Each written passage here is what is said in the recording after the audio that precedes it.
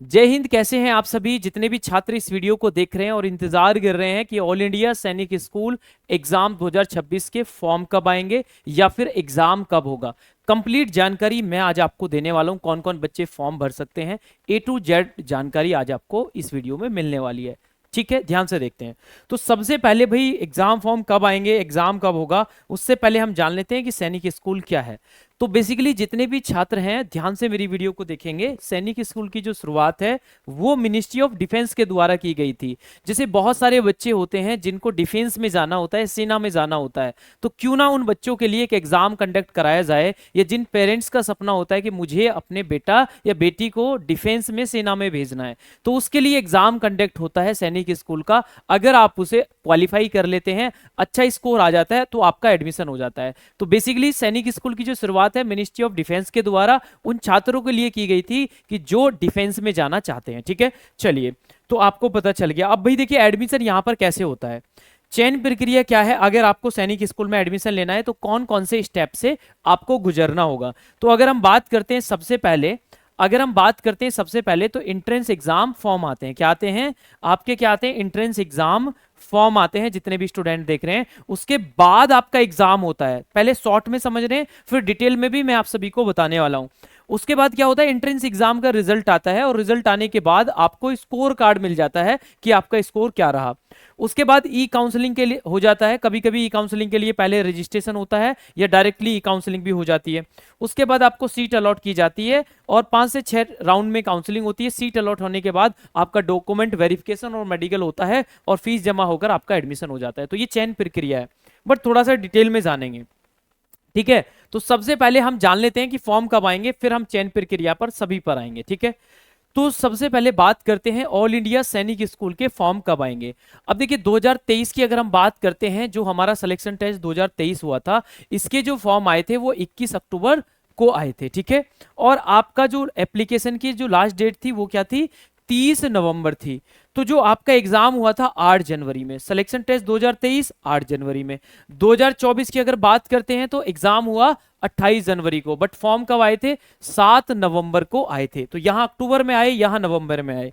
उसके बाद अगर यहां चलते हैं, यहां जो आपके फॉर्म आए थे 24 दिसंबर को आए थे। सिलेक्शन टेस्ट जो 2025 अभी हाल फिलहाल में हुआ है, तो इसका थोड़ा सा एग्जाम फॉर्म डिले हुए थे।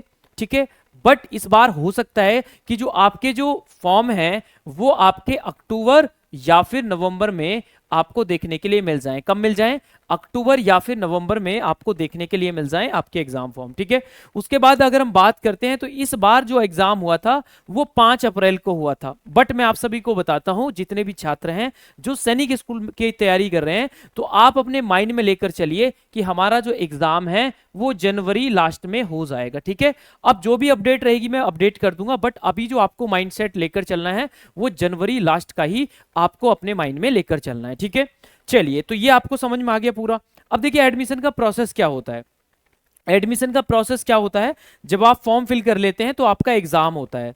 जैसे अगर हम बात करते हैं क्लास 6 के लिए जो आपका एग्जाम पैटर्न है, क्लास 6 के लिए ध्यान से देखेंगे तो language, mathematics, intelligence, general knowledge, ये आपके 4 सब्जेक्ट आपसे पूछे जाते हैं। तो यहां लैंग्वेज में क्लास 6 में बच्चों के पास ऑप्शन होता है कि इंग्लिश, मराठी, उड़िया, बंगाली, हिंदी, गुजराती, वो आप क्या कर सकते हैं, इनमें से कोई भी लैंग्वेज ले सकते हैं अपने राज्य के अनुसार। ठीक है, चलिए, तो क्लास 6 में खास बात क्या है कि आपको जरूरी नहीं है कि इंग्लिश ही लेना है, विदाउट इंग्लिश भी सैनिक स्कूल का एग्जाम दे सकते हैं। अच्छा स्कोर आता है तो आप टॉप रैंक लेकर आ सकते हैं। ठीक है, चलिए, अगर हम बात करते हैं क्लास 9 के सिलेबस की, तो ये यहां पर मैथमेटिक्स के 50 क्वेश्चंस रहते हैं, इंटेलिजेंस के 25 होते हैं, इंग्लिश के 25 होते हैं, जनरल साइंस के 25 होते हैं, सोशल साइंस के 25 होते हैं। मतलब टोटल नंबर ऑफ क्वेश्चन 150 होते हैं।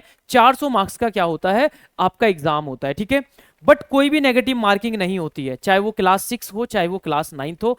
बट क्लास 9 में होता क्या है कि जो आपका एग्जाम होता है वो केवल किस में होता है, इंग्लिश में होता है। ठीक है, तो यहां हिंदी में नहीं आता है। और जो आपके ये क्वेश्चन पेपर आपसे होता है ये आपका ऑफलाइन होता है और साथ साथ ओएमआर बेस्ड आपका एग्जाम होता है। क्लियर है, एग्जाम होने के बाद में, एग्जाम होने के बाद क्या होता है कि जो एडमिशन प्रोसेस है वो पूरा का पूरा जो डिपेंड करता है वो क्वालिफाई कैंडिडेट जो होते हैं, जितने भी छात्र हैं जो मिनिमम क्राइटेरिया दिया हुआ है उसको पास कर लेते हैं, तो फिर वो ई काउंसलिंग में भाग लेते हैं। जिन छात्रों का अच्छा स्कोर होता है उन्हें सीट अलॉट हो जाती है। ठीक है, तो क्या होता है एडमिशन प्रोसेस क्या है, क्वालिफाई कैंडिडेट जो हैं वो क्या करेंगे, ई काउंसलिंग के लिए अप्लाई करते हैं। ठीक है, क्लियर है। तो जो आपका एडमिशन होता है वो मेरिट लिस्ट पर ही बेस्ड होता है। मैं सिलेक्शन टेस्ट 2025 हुआ था उसके बेस पर ये सारी जानकारी आपको बता रहा हूं जो हाल फिलहाल में अभी एग्जाम हुआ था। ठीक है, अगर हम बात करते हैं, क्लियर है, आपको समझ में आ गया, मेरिट लिस्ट पर होता है, कोई भी सैनिक स्कूल में इंटरव्यू नहीं होता है। क्लियर है। अब बात करते हैं, जो बात करते हैं किसके लिए भाई, क्लास 6 के लिए, तो यहां पर लैंग्वेजेस आपको बताई गई हैं, बट क्लास 9th के लिए अगर हम बात करते हैं तो ओनली इंग्लिश में होता है।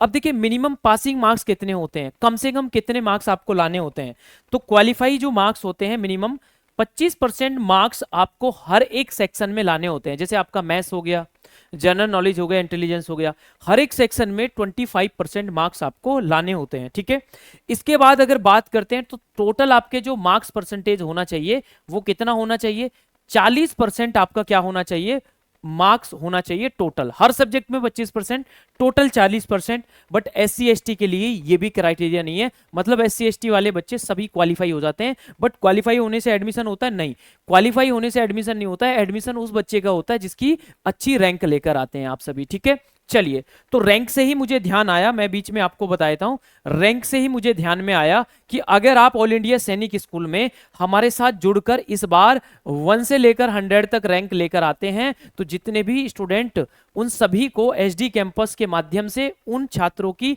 माताओं के लिए तनिष्क का ओरिजिनल 24 कैरेट का जो गोल्ड है वो गिफ्ट किया जाएगा। इसके लिए बस कंडीशन एक ये है कि आप हमारे साथ जुड़कर हमारे बैच में अगर तैयारी कर रहे हैं। ठीक है, तैयारी करने के लिए, जुड़ने के लिए कमेंट सेक्शन में एक गूगल फॉर्म का लिंक दिया गया है, इस गूगल फॉर्म को फिल कर दीजिए। आप अपना नाम लिखिए, फोन नंबर लिखिए, आप अपनी क्लास सेलेक्ट करिए, किस एग्जाम की तैयारी करना चाहते हैं, किस टीचर की वीडियो देखी, मतलब संजय सर, तो यहां पर संजय सर सेलेक्ट करेंगे और सबमिट कर देंगे, आपकी डिटेल हमारे पास आ जाएंगी, हमारी टीम आपको कॉल करेगी। ठीक है, तो जितने भी छात्र हैं जो गोल्ड कॉइन जो है 24 कैरेट का जो गोल्ड का कॉइन है ये तनिष्क का ओरिजिनल जीतकर अपनी माता जी को गिफ्ट करना चाहते हैं, तो वो गूगल फॉर्म जरूर भरें और हमारे साथ जुड़कर तैयारी करें। ठीक है, चलिए, तो ये आपको क्लियर हो गया, जैसे ये बच्चा अपने हाथों से अपनी माता जी को क्या दे रहा है, गोल्ड का कॉइन दे रहा है, वैसे ही क्या करेंगे आप भी गोल्ड का कॉइन जरूर देंगे। ठीक है, चलिए, ये आगे आपको समझ में। अब देखिए मेरिट लिस्ट जो बनती है ई काउंसलिंग के बाद में, मेरिट लिस्ट आती है। ठीक है, वो कैसे आती है भाई, वो आपकी कैटेगरी वाइज आती है। ठीक है, देखिए दो आपकी कट ऑफ बनती है, जैसे एक हो गया होम स्टेट। होम स्टेट का मतलब ये है जिस स्टेट में सैनिक स्कूल है तो वो किस में आएगा, होम स्टेट में आएगा। जिस स्कूल में जिस स्टेट में सैनिक स्कूल नहीं है तो वो क्या हो जाएगा, अदर स्टेट हो जाएगा। तो इसका मतलब ये है कि दो कट ऑफ बनती है, होम स्टेट की अलग, अदर स्टेट की अलग, और होम और अदर में भी क्या है, बॉयज अलग, गर्ल्स अलग, और उसके बाद में कैटेगरी भी अलग अलग होती हैं। जैसे अगर देखा जाए अलग अलग कैटेगरी होती हैं, ओबीसी हो गया, जनरल हो गया, SC ST, यहाँ पर आपको बताया गया। ठीक है, एडमिशन जो होता है वो मेरिट लिस्ट पर ही बेस्ड होता है, जो आपका क्या होता है भाई, एंट्रेंस एग्जाम होता है, उसी पर बेस्ड क्या होता है, आपका एग्जाम होता है। ठीक है, आई होप आपको पूरी जानकारी हो गई होगी भाई, यहाँ तक किसी को कोई दिक्कत तो नहीं है। जब आपका एग्जाम हो जाता है फिर उसके बाद आंसर की आती है, फिर उसके बाद आंसर की आने के बाद क्या आ जाता है, रिजल्ट आता है। ठीक है, तो इस तरीके से आपका क्या है भाई, ये कुछ स्टेप सैनिक स्कूल में आपको करने होते हैं। ठीक है, तो ये कम से कम मैंने पासिंग मार्क्स आपको बता दिए हैं, हर एक सब्जेक्ट में 25% आपके मार्क्स होने चाहिए, टोटल आपके 40% मार्क्स होने चाहिए। अगर आपके इससे कम आते हैं तो आप फेल माने जाएंगे, बट आपको अच्छी रैंक लेकर आनी होती है। ठीक है, तो ऐसे बहुत सारे बच्चे हैं जिन्होंने हमारे साथ जुड़कर, मतलब SD कैंपस के साथ जुड़कर बहुत अच्छा स्कोर किया है, बहुत अच्छी वो रैंक लेकर आए। आप देख सकते हैं 288 300 में से, 278 300 में से, 274 300 में से, 270, 269, 265, 265। तो आप देख सकते हैं ऐसे बहुत सारे बच्चे हैं जिन्होंने ना केवल सैनिक स्कूल में एडमिशन लिया है, जिन्होंने बहुत अच्छी रैंक हासिल की है। अगर आप भी इन बच्चों की तरह अच्छा स्कोर लाना चाहते हैं, हमारे साथ जुड़कर तैयारी करना चाहते हैं, तो आप जुड़िए। कमेंट सेक्शन में गूगल फॉर्म दिया गया है, अगर आपके मन में अभी भी कोई सवाल चल रहा है तो कमेंट करके हमसे पूछ सकते हैं। गूगल फॉर्म आप सभी जरूर फिल कर देना, हमारी टीम आपको कॉल करेगी। हमारी सभी क्लासेस SD कैंपस के ऐप पर होती है, आई होप ये वीडियो आपको अच्छी लगी होगी, कंप्लीट इन्फॉर्मेशन आपको मिल गई होगी। अगर आपको वीडियो अच्छी लगी है, सेशन को लाइक करना है, सेशन को शेयर करना है, नए हैं चैनल को सब्सक्राइब करना है। अगर आपके मन में कोई भी सवाल चल रहा है तो कमेंट जरूर करें। साथ साथ सैनिक स्कूल में एडमिशन लेना चाहते हैं तो गूगल फॉर्म जरूर भरें। जय हिंद, जय भारत।